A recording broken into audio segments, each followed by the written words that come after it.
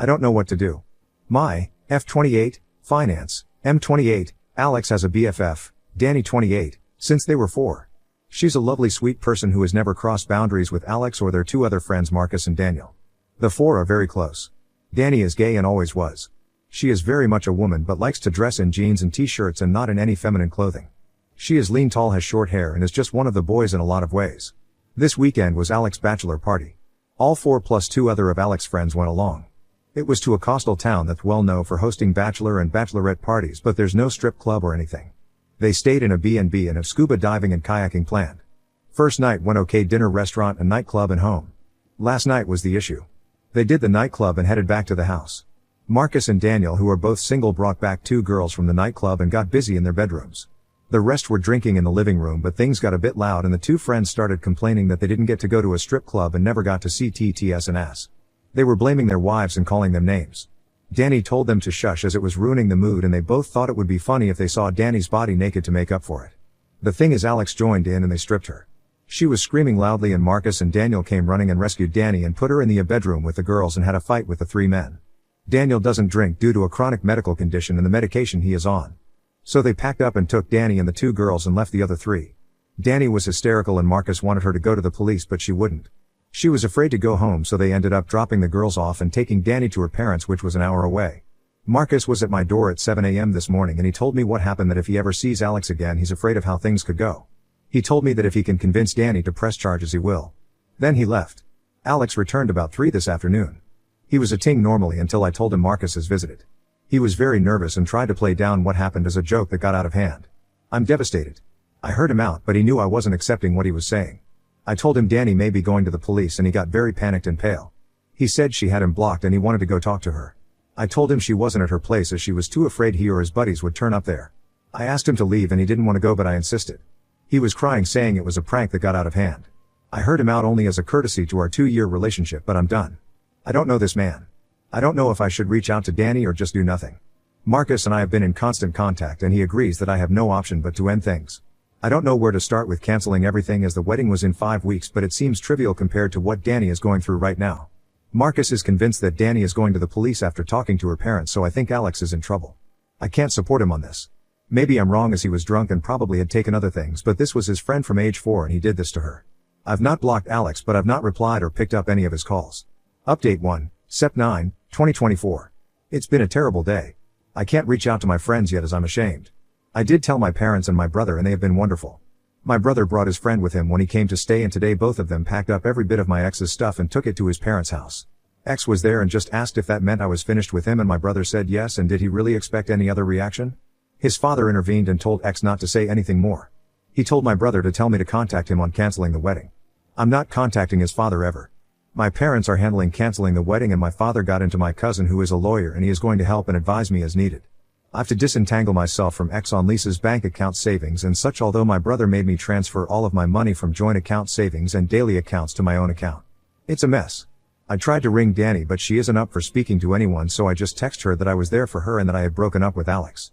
She hasn't replied and I don't expect she will. She's in a bad way apparently. Daniel spent 3 hours with me today. There's a lot going on, but I'm afraid to say too much for fear of damaging any court case. Just to say, there are 2 videos of the incident. One by Jeb, one of the 2 friends. A lot of it is chaotic, but the last part is clear and telling apparently. The owners of the rental house apparently have gotten involved and have footage, but I can't say more. When Marcus left me, he went to both those guys' wives and told them what happened.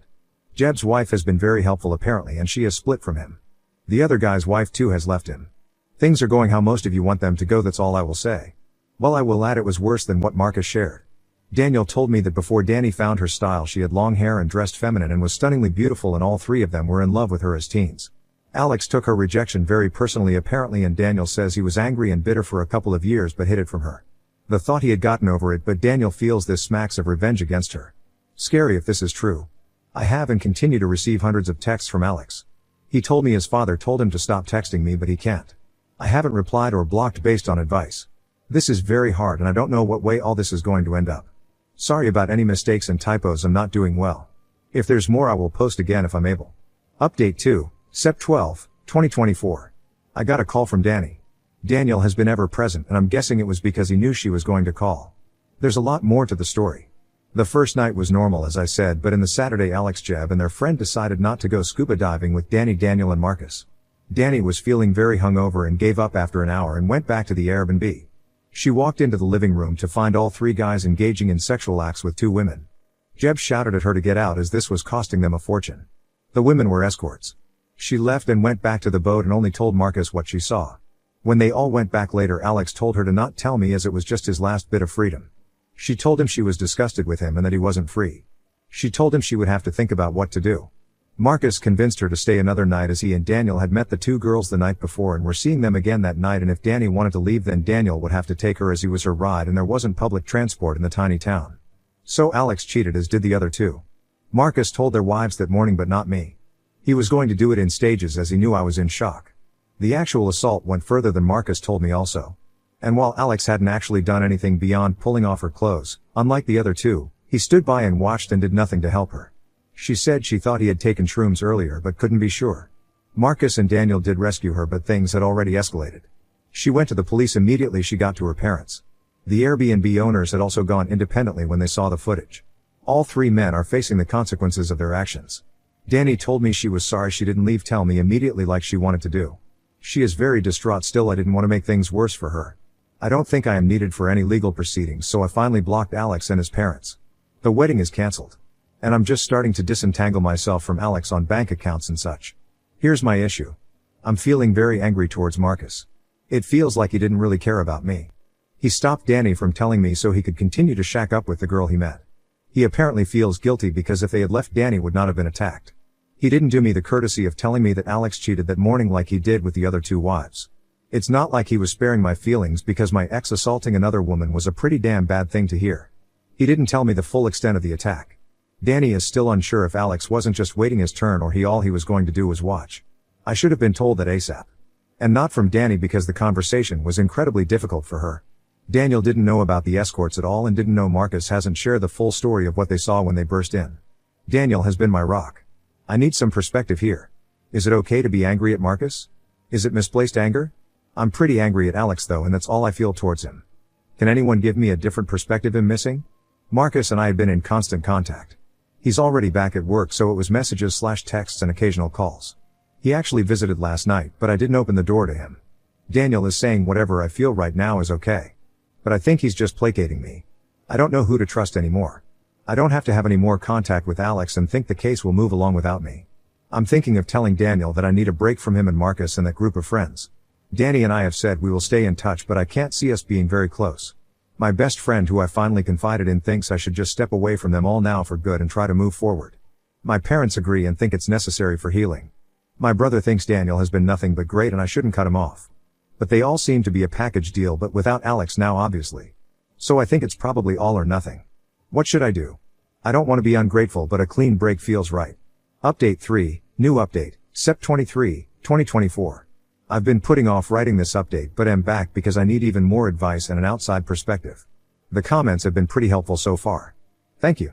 It's long but I'll do my best to shorten it. First of all, Danny and I have bonded. She and I talk every day and message constantly. I didn't expect that, but it's truly wonderful. She says she needs a good straight friend right now, JK, and honestly she is a great person and has been a huge support to me despite what she has been going through. I told her I posted here as I felt guilty as to tell my story I had to tell hers. She was okay with it. She is thinking of waiving her right to anonymity when the trial comes, as she wants everyone to know she was raped and by who. Danny has quit her job, moved to her parents full-time and is in therapy. She's just about okay. Surviving still rather than living, but she is so strong and amazing. Justice moves slowly here, so there isn't too much of an update on the legal process. Marcus was told, however, he would not face charges for assault for attacking the two actively attacking Danny. I went back to work and it was awful. I work for a tiny startup. Oscar, who works there, is friendly with Marcus and my brother. We are all into martial arts and attend the same dojo. So I'm getting a lot pitied. I'd have been okay with sympathy or empathy, but being pitied sucks. Still, it's better than being home all day doing nothing. Daniel gave me space as I asked, and he is truly a good guy. There is nothing romantic there at all though. I'm not in a fit state for anything like that and won't be for a very, very long time, and he is just a good guy. No ulterior motives. We text a bit and he is in a lot of contact with Danny. I got a letter in the mail from Alex. Said he held out hope while I hadn't blocked him, but once I did he was distraught. He told me he doesn't want to freak me out by turning up in person, and I know that wouldn't look good for him anyway, but he just wanted to tell his side of the story. He said he was pressured into doing stuff with the escorts and he only got a BJ. The other two were really pressuring him to do more but he didn't and says he regrets even doing that. He admits he was angry at Danny because she told him he either told me about the cheating or she would, but he knew he was totally in the wrong. He knew I would dump him for cheating, so he took everything he could get his hands on. He's not even sure what he took, and while he remembers pulling off Danny's shoes, he doesn't remember anything else. So he was just peer pressured and drunk and drugged up and he did nothing wrong at all basically. I was just disgusted to read this. His total lack of accountability is just sickening. I'm not responding to him ever. Any future mail goes unopened into the trash. I'm in therapy but it's early days and it's not seeing progress yet. That leaves me with Marcus. He knows I've been angry with him and he is desperate to talk it out. I probably feel too much anger towards him but find it hard not to. He is still feeling very guilty over making Danny stay. I don't understand why I feel so angry towards him. It's not on the level of anger I feel towards Alex by any means, but I'm still hesitant to talk to him.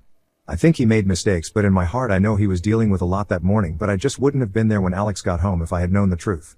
I feel Marcus should have told me everything as I was the one who had to face Alex alone. I know I should hear him out, but I'm finding it very hard. How can I get past this? I want to clear the air with him even if we are never friends, and me cutting him out is really having a terrible effect on him. I know he rescued Danny and has been constantly checking up on her. I know he can be a good guy, but part of me feels he wasn't all good that weekend. I don't know. I haven't touched this in therapy as we are just starting and are talking about Alex. I need advice on how to deal with this.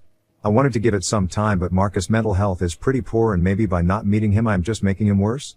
How can I find it in me to just bite the bullet and hear him out? Why am I so angry with him? How can I move past this? I don't want to be angry at him.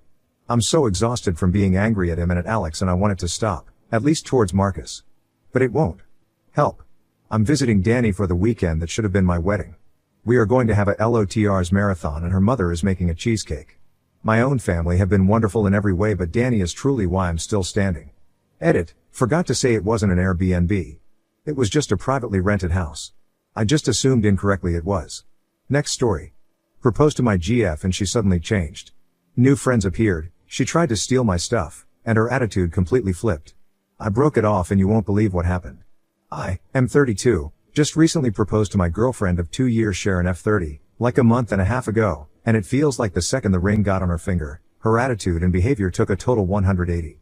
The entire time we were dating, we seemed exceptionally compatible, and at least it seemed we shared common beliefs and morals.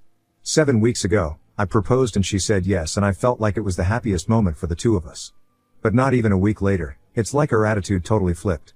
I thought I knew all her friends, but one day I came home and there were 6 women I've never seen before, and Sharon introduced me to them.